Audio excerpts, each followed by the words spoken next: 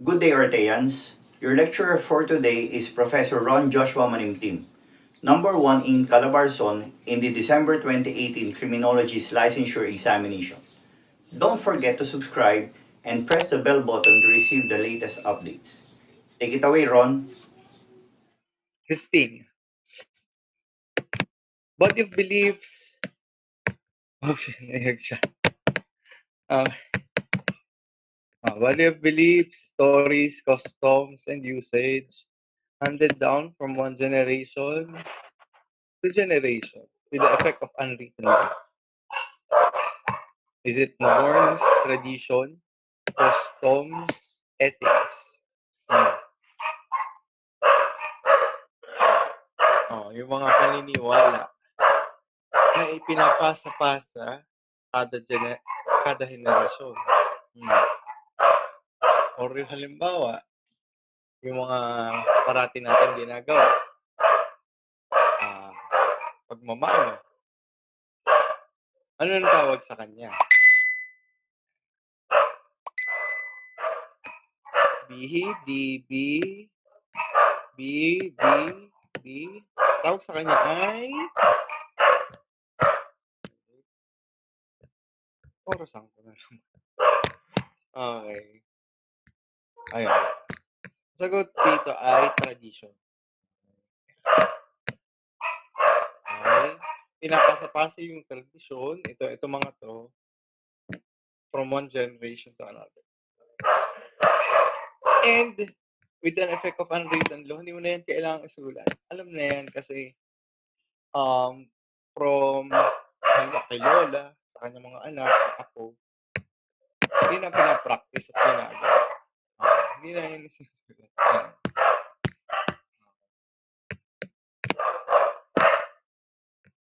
Kaya kanina, custom,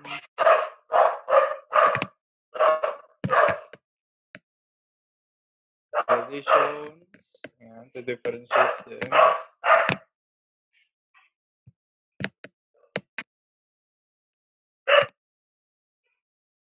Ito, ethics. Study of philosophy of human conduct.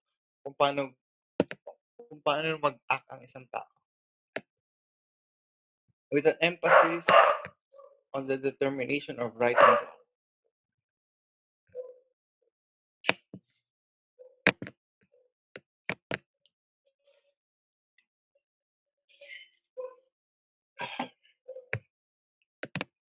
Ah, 16.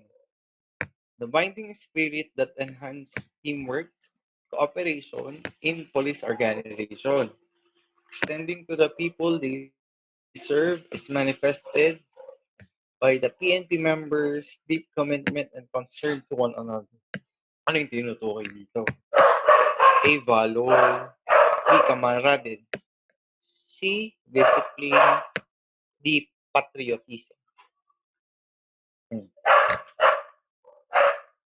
Camaraderie. B. B. B. B. Mm-hmm.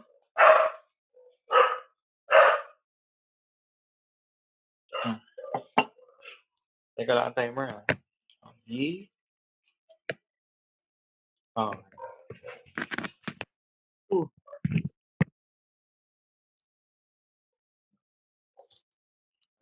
Yes, on. Mm-hmm. Okay. So, ano sagot? Letter B. Camaraderie. Okay. Ito yung ano niya. Yung keyword niya. Teamwork and cooperation. And ito din. Concern to one another. So, hindi lang sarili mong iniisip mo pag mayroon kang kamarad. Pag sinabi naman valor, ito yung tungkol to sa katapangan. And hindi lang basta-basta katapangan na tinutukol dyan. Kasi pagka valor, saan yung, wait. Ayan. Pag sinasabing valor, parang yung ginawa mong katapangan is more than or beyond the call of duty. Ito, valor. Masasabi mo may valor as ang tao, yan. When he performed an action in a deed of personal bravery and self-sacrifice. And yung katapangan niya is beyond the call of duty. So conspicuous. So, kitang-kita mo na yung kanyang actions ay talagang katapangan na pinakita. Or, ano sa katapangan? Kagitingan yun, valor. Kagitingan na kanyang pinakita. Valor. Pag naman discipline, kaya mong mag-control at sumunod dun sa rules. Patriotism, pagmamahal sa bansa. Okay. Which can be manifested in so many ways naman. Pagmamahal sa bansa.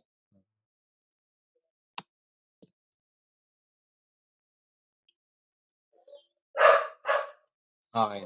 Now, number 17. What law promulgated July as the PCR or Police Community Relations Month? A. Executive Order 764. B. Republic Act 764. C. Proclamation Number 764. D. Presidential Decree 764. Go. Okay, meron ko ulit. Dali. Dali, guys. Kailan kaya ang PCR month? Ay. ay. Kailan ang PCR month?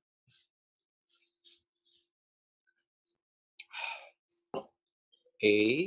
Or anong law pala? Anong law? Kasi, ang PCR month ay, July. Yan, last month yung, PCR.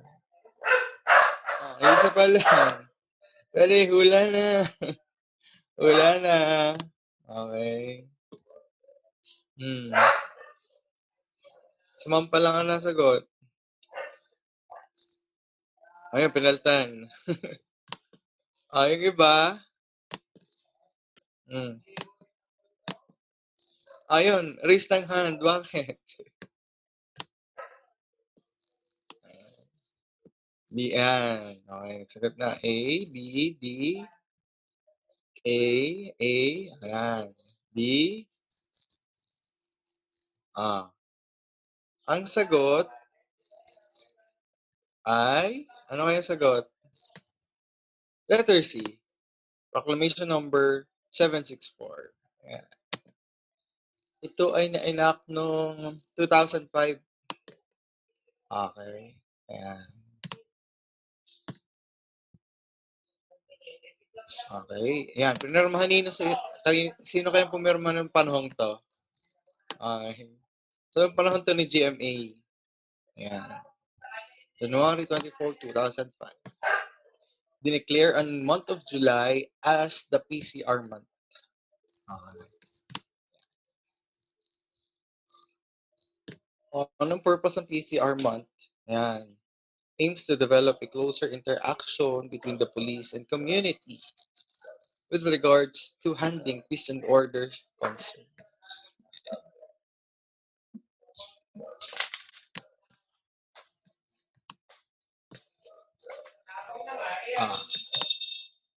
Proclamation number 764. Proclamation number 764. 18.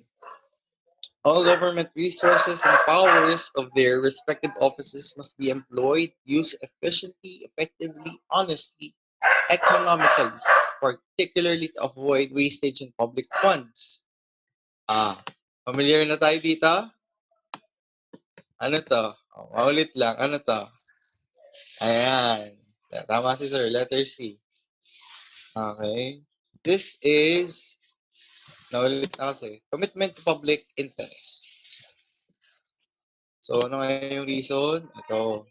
Dahil yung purpose ay to avoid wastage or pagkasayang ng public funds which is contributed by the public.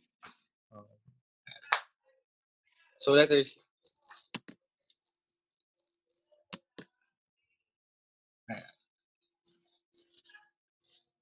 19.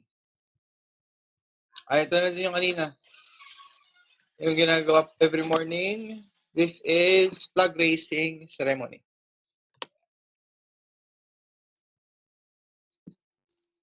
Okay.